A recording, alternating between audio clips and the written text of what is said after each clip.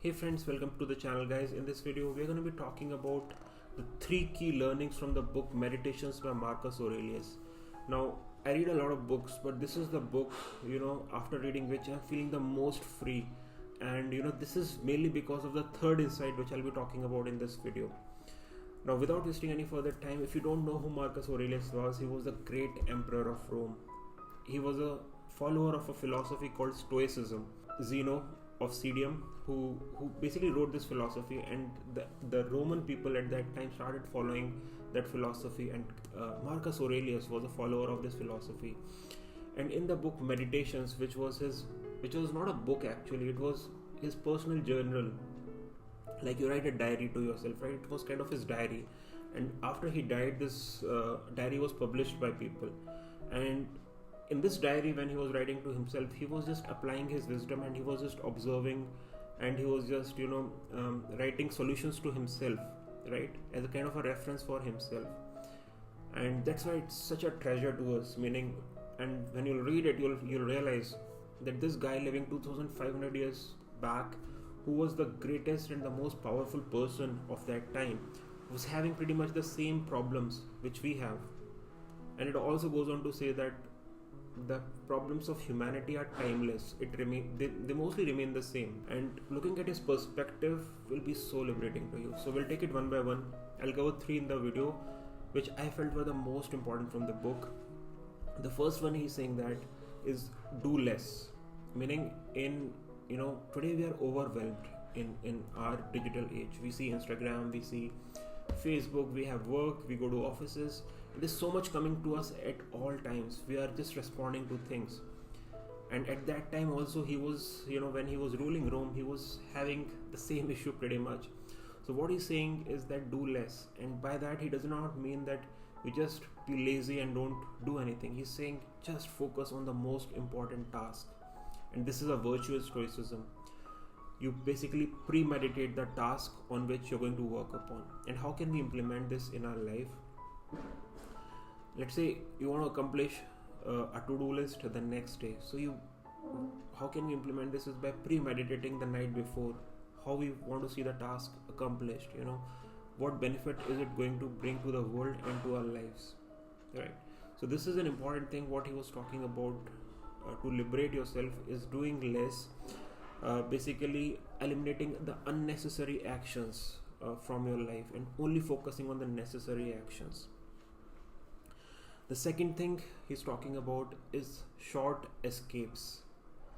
Now, what he's basically referring to is not short escapes of traveling, which we do a lot of these days. In fact, Stoics were not very fond of traveling because according to Marcus Aurelius, when you go to a new place, the change in scenery will be liberating to you, but it won't last because you'll be getting bored of the new scenery in some time. So the real freedom, according to Marcus Aurelius, you'll get when you sit with yourself, with your journal, and you contemplate on your thoughts, basically what you're thinking and why you're thinking, and your life is like that basically.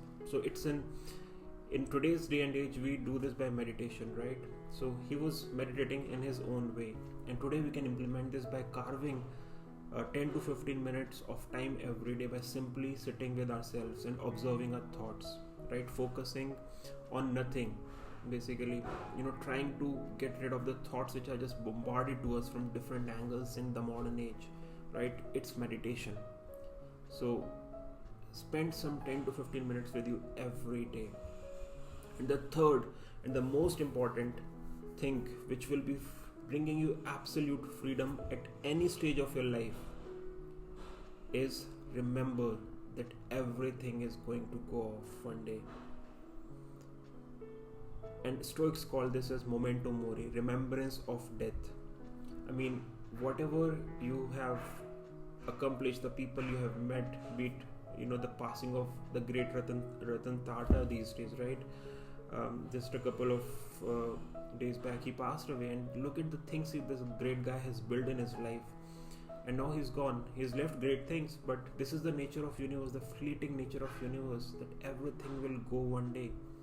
And if you're someone who's saying that you are important, or the things you're not given importance in your life, or you're just crazy about making some impact. It won't matter in the next 1,000 2,000 years, and you're just here for 100, maximum 100 to 150 years, right?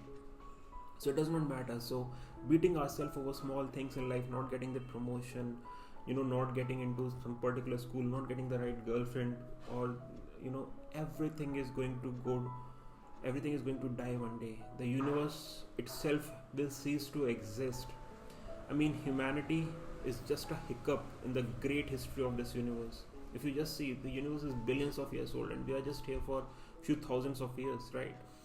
So just having awareness of this, having the knowledge of this fact is so liberating. We don't have to worry about small things, not getting advancements, just living your life in the present moment and enjoying the little things is what is this life all about. Nothing is permanent over here, right?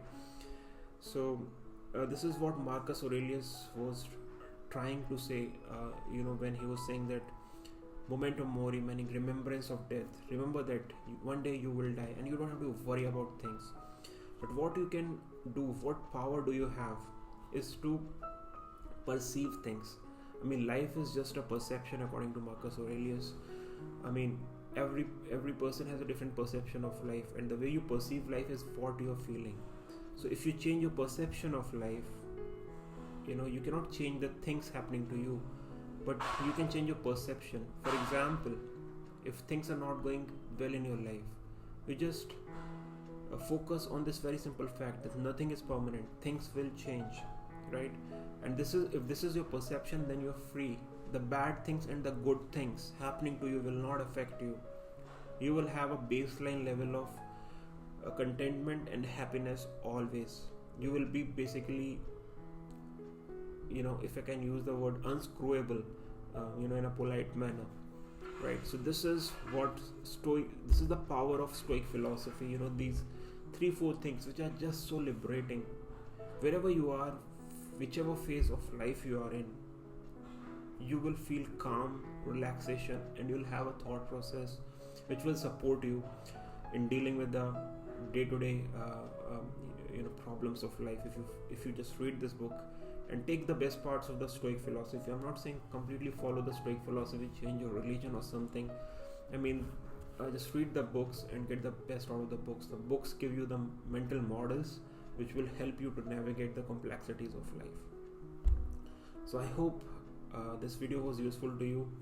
This is kind of a reference which I'm making for for me to look upon whenever I will feel low in future. Especially the third part, the momentum mori and remembrance of death, which is a reality of life, right? So I hope if you're watching this video, you'll be benefited. Thanks again for watching the video, guys. I'll see you again in my next video. Till then, take care, bye bye, and I'll see you again soon. Thanks for watching.